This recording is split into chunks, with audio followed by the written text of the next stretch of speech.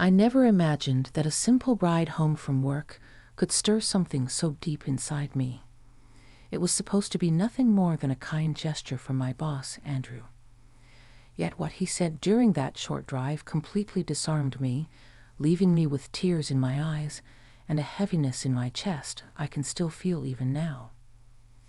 Before I dive into the story, I'd love to know, from which cities are you watching us tonight? Let me know in the comments below, because your voices always bring me closer to you. Now let me take you back to that evening that changed the way I looked at myself and at Andrew. The day had been unusually long. The office air seemed heavier than usual, thick with the kind of silence that follows deadlines met only by sheer determination. By the time the clock hit 7, most people had already gone home.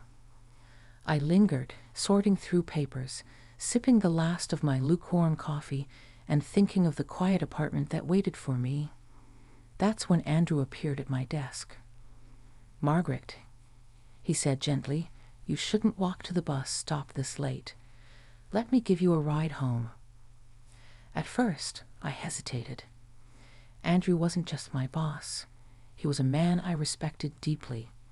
He carried himself with a calm authority that always seemed to anchor the rest of us, even when projects threatened to spiral out of control. Accepting a ride felt almost too personal, like stepping into a space that blurred the neat line between professional and private. But his tone wasn't demanding. It was warm, almost protective. And truthfully, I was tired, too tired to argue.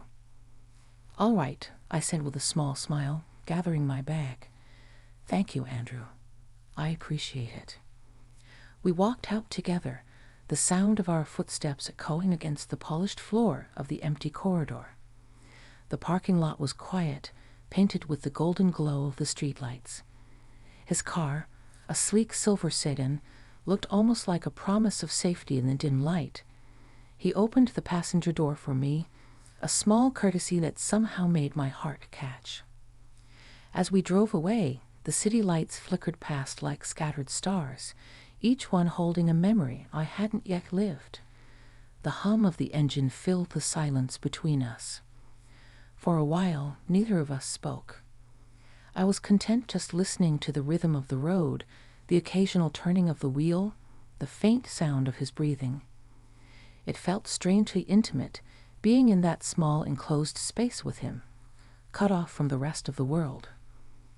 Then, out of nowhere, Andrew broke the silence.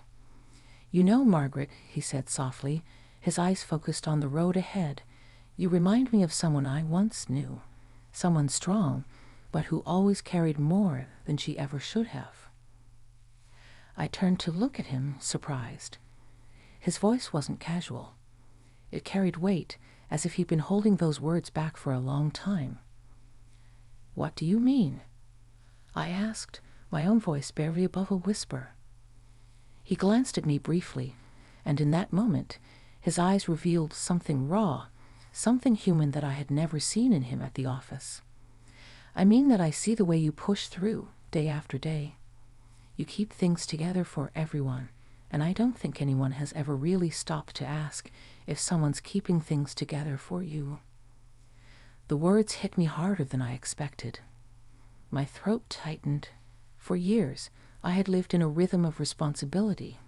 Work, home, family obligations, without ever pausing long enough to consider what it cost me. And here was Andrew, seeing me, not as an employee, not as just another person in his office, but as a woman who carried her own battles silently. I didn't know what to say. My eyes stung as the tears began to form, uninvited but unstoppable. I turned my gaze to the window, watching the streetlights blur into streaks of gold. "I never thought anyone noticed," I finally whispered. He slowed the car slightly, as though giving me more time, more space to breathe. "I notice," he said simply, "and I think you deserve to hear it, that you're not invisible, Margaret. You matter more than you realize." His words wrapped around me like a warm blanket, unraveling years of loneliness I hadn't admitted even to myself. All the nights I had spent feeling unseen, all the mornings when I put on a smile no one questioned, it all came rushing back, colliding with this moment. A single tear slid down my cheek, and I brushed it away quickly, embarrassed. "I'm sorry," I murmured. I don't know why I'm crying." "Don't be sorry," Andrew said, his voice low but steady. "Sometimes tears are the most honest answer we have." The sincerity in his tone left no room for pretense. I felt my guard fall, piece by piece, until all that was left was the truth of how deeply his words had touched me. We rode the rest of the way in silence, but it wasn't the silence of distance. It was the kind of silence that speaks volumes, filled with understanding, unspoken respect, and something else I couldn't quite name. When he finally pulled up in front of my building, I almost didn't want to get out. As I reached for the handle, Andrew spoke again. "Margaret, you don't have to carry it all alone. Not anymore." I froze, his words hanging in the air like a promise I didn't know how to answer. My heart was beating too fast, and my thoughts swirled with emotions I hadn't prepared for. "Thank you, Andrew," I managed to say, my voice trembling. "For the ride, and for everything you said tonight. I won't forget it." He gave me a small smile, one that seemed to hold both kindness and something deeper, something waiting to be uncovered. "Good night, Margaret." As I stepped out of the car, the cool night air greeted me, but it couldn't chase away the warmth that lingered inside me.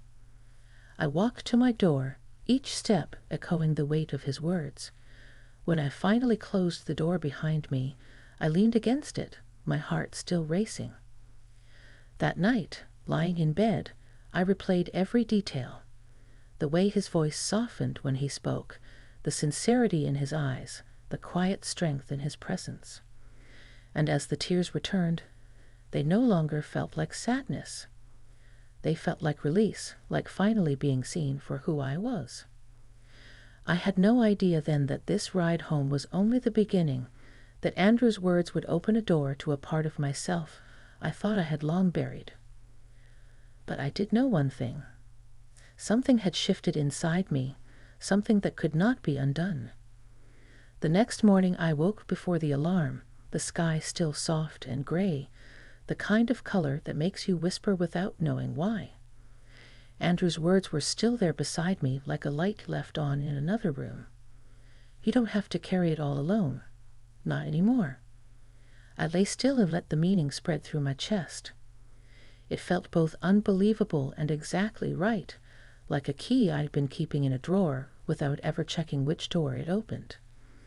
By the time the kettle began to sing, I decided to send a simple message. "Thank you for last night. Your kindness meant more than you know."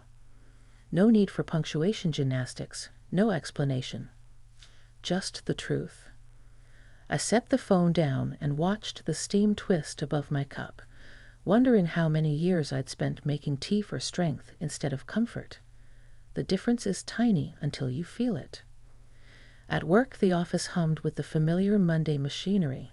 Printers clicking, chairs rolling, someone laughing too loudly at something small. I kept my pace steady, answering emails, sorting a supply order, fixing the typo on the quarterlies that no one else had noticed. Around 10, Andrew appeared at the edge of my cubicle, leaning lightly on the divider like he belonged to the air more than the floor. "Got your message," he said. "I'm glad you wrote. If you're free at lunch, I'd like to talk about some workload shifts, if that's all right with you." The courtesy in his voice settled me. He wasn't marching in with a grand solution. He was asking, not assuming. "Lunch is fine," I said. "There's that little place across the street with the good soup." He smiled. "Perfect." When noon came, we crossed the street with the rest of the office crowd, the winter sun bright but not warm.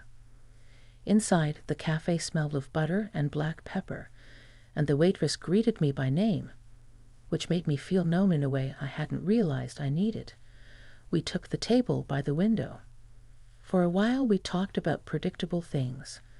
A supplier who shipped the wrong envelopes, the intern who'd impressed everyone by fixing a stubborn spreadsheet. Then Andrew cleared his throat gently, the way a careful person signals an important turn. 2 things, he said, folding his hands. First, the practical part. I want to move the cost reconciliation task to the finance team. It's theirs by rights, and it'll take a chunk off your plate. Second, the human part. I said some personal things last night, and I want to make sure I didn't overstep. If I did, tell me, and I'll make it right. The relief that washed over me was so immediate it made me lightheaded. He was giving me structure and space, the 2 things I hadn't known how to ask for. You didn't overstep, I said. If anything, you stepped exactly where I needed someone to. I'm not used to that. He nodded like he understood before the words finished leaving my mouth. I learned late how much a sentence can weigh, he said. Years ago, when my sister was sick, people either said too much or nothing at all. The few who found the middle saved us both more than once. Something in his face softened, years of stored sunlight falling across an old room. I felt an urge to reach for his hand and then checked myself. I was still learning the shape of this new room between us. He seemed to sense the movement inside me and rested his palm on the table instead, near mine, not touching, an invitation with no pressure attached. We ate in companionable quiet. The soup was tomato basil, and every spoonful tasted like a memory I didn't know I had. Someone else's kitchen, a radio playing softly in the corner, the clink of spoons and the safety of being asked twice if I wanted more. Halfway through, he said, "Would you be open to a walk? There's a park around the block. 15 minutes. If you'd rather not, lunch is enough." "I'd like that," I said. The words surprised me in how easily they stood up. The park was mostly empty. A gardener trimmed rose bushes that were all thorns and promised this time of year. We took the loop along the fence, our steps falling into a rhythm I didn't have to manage. The air had a clean edge that made my lungs feel polished. "May I say something personal?" he asked after a few minutes. He had a way of checking the door before walking into a room.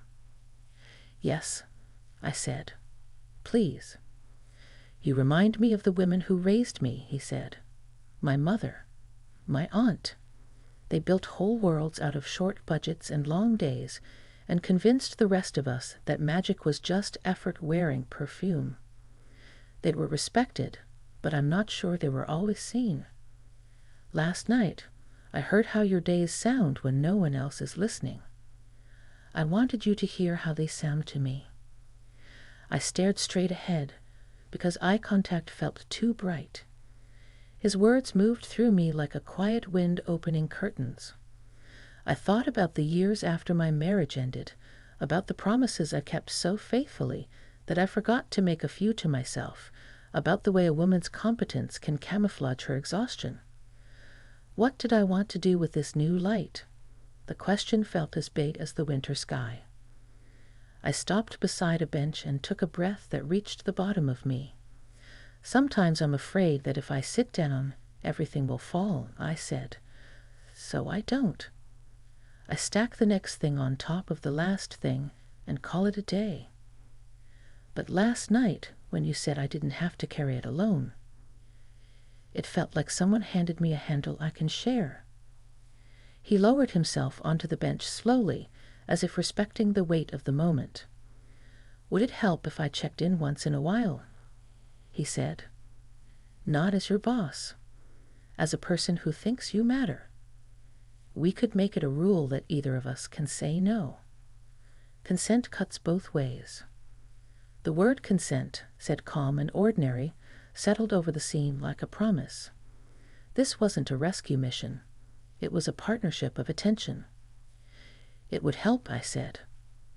"But I have a request, too." "Name it." "We keep our lanes clear at work. If anything ever feels blurry, We say so right away. I've spent years learning how to stand up straight. I don't want to let that go, not even for kindness."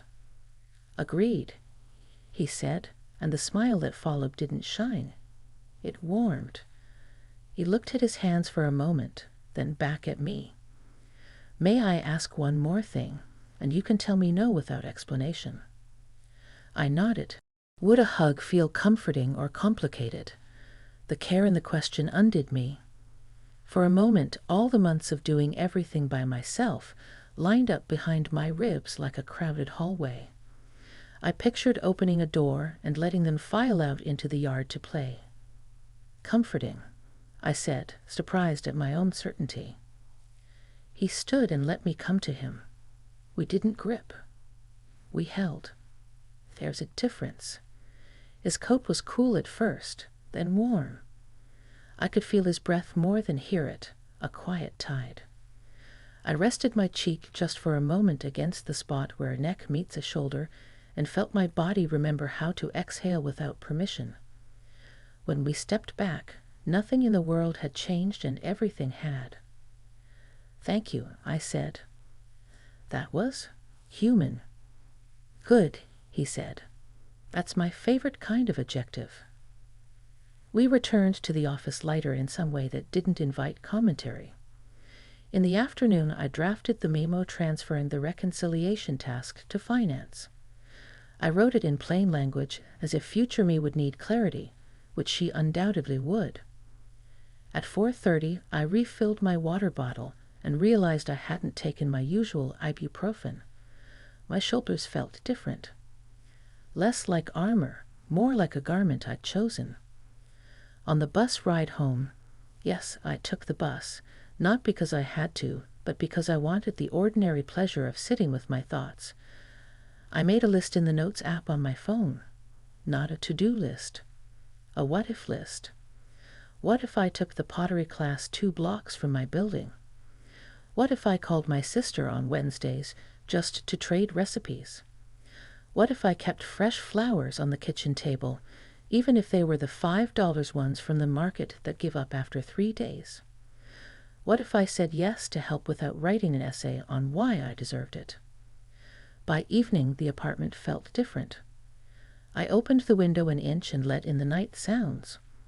A dog's collar chiming against its tag, a set of footsteps that guessed at a song. I pulled out the blue bowl with the chip on the rim and filled it with tangerines because they looked like little suns, and because this felt important. Didn't need a better reason. Around 8, my phone lit up with a message from Andrew. Not a paragraph. A single line. Checking in. How's your evening starting? I smiled at how ordinary the words were and how carefully they had been arranged. Like the hug, the message didn't solve anything. It made space for things to solve themselves. I told him about the tangerines, about the open window, about the way the street sounded like someone else's poem I could borrow until mine arrived. He replied with a photo of his grandmother's recipe card for chicken soup, edges worn smooth by generations of hands. If you ever want the real thing, I can make a pot and leave a container at the front desk. No strings. The phrase "no strings" sat politely next to the offer like a chaperone. I didn't say yes right then. I wanted to protect the gentleness of what we were building by not rushing it into utility. Instead, I wrote, maybe another time. Tonight I'm practicing being okay with a bowl of fruit and a quiet apartment. He sent a thumbs up and then, after a moment, a sentence that lifted something in me like a curtain catching a page of light. I'm glad you're choosing yourself. The week unfolded in measured steps.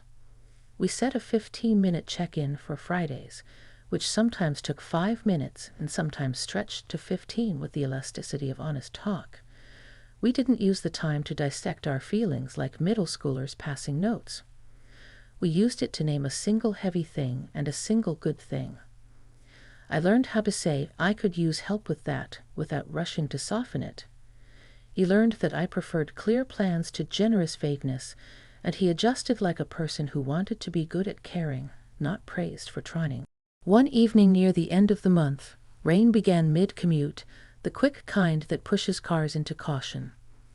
Andrew messaged to say he was driving past my neighborhood on the way to pick up an old record player from a friend. Did I want a ride? I looked at the sky, at the way the water stitched the street to the air, and said yes. When the car door closed, the sound felt like closing a book on a chapter that had taught me something valuable. We didn't fill the drive with important conversation. The windshield wipers kept time for us. At a red light, he said, almost casually, "I'm proud of you, you know. Not for doing more. For doing less where less is wiser." The tears came again, but they were clean tears, unashamed. "I'm proud of me, too," I said, surprised to hear it out loud. "I didn't know you could feel proud of yourself without accomplishing something that earns a certificate." "You earned something better," he said. "You let yourself be held. That's advanced work." When we reached my building, he didn't turn off the engine. The light from the dashboard softened his face into its kindest angles.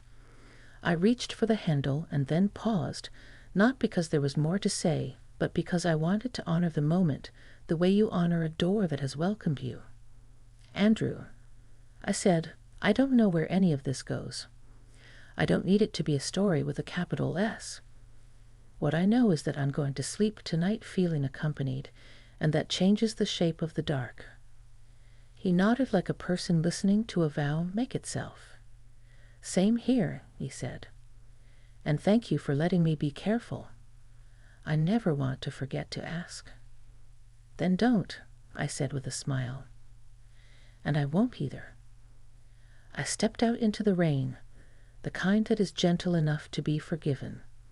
He waited until I'd reached the awning before pulling away, and I raised my hand in a small wave that somehow felt like an agreement signed in weather. Inside, I peeled off my coat and caught my reflection in the hallway mirror. The woman looking back wasn't younger or fancier. She was simply present. The lines at the corners of my eyes looked less like tally marks and more like a map. I made tea, not for strength this time, but for celebration, and sat by the window to watch the rain revise the street. I thought of the girls we once were and the women we became. How many times we learned to carry more. How rare the moments when someone stepped in to say, "Let me take an edge." I thought of Andrew's careful questions, of the way he never reached without asking, and of the way I'd learned to answer with a yes or a no that respected both of us. I thought of the work that would still need doing tomorrow, and the comfort of knowing I didn't have to masquerade as a machine to do it well. When I finally turned off the lamp, the room did not feel empty. It felt spacious. The darkness wasn't a threat, only a canvas. I lay down and understood with a clarity that didn't demand explanation. Being seen isn't the end of loneliness, but it is the beginning of belonging. And sometimes it arrives in the form of a simple offer, "Can I give you a ride?" followed by words you didn't know you'd been waiting to hear. I fell asleep to the sound of the rain guiding the city into a softer version of itself. In my last waking thought, I thanked whatever benevolent, ordinary force governs parking lots and soup shops and winter parks for arranging the sequence that led to that first drive. I thanked myself, too, for saying yes, and I promised, quietly and without ceremony, to keep saying yes, to help, to softness, to the long practice of letting good things in.